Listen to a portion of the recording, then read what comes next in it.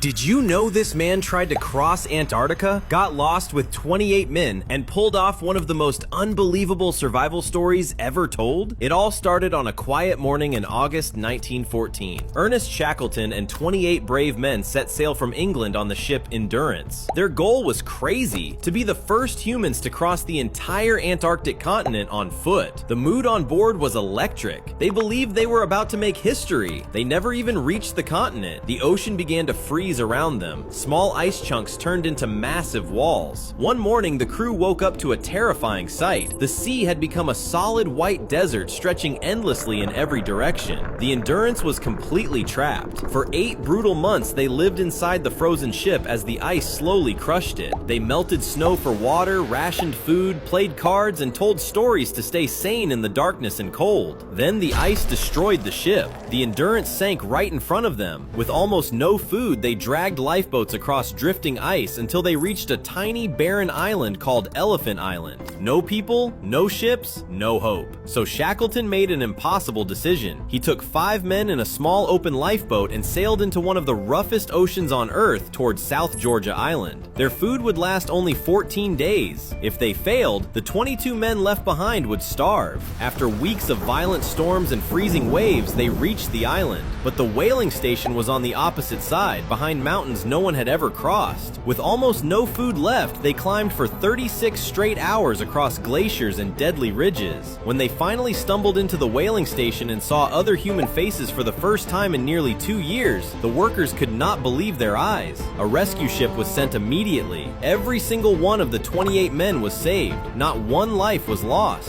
One of the greatest survival stories in human history, all because one leader refused to leave any man behind.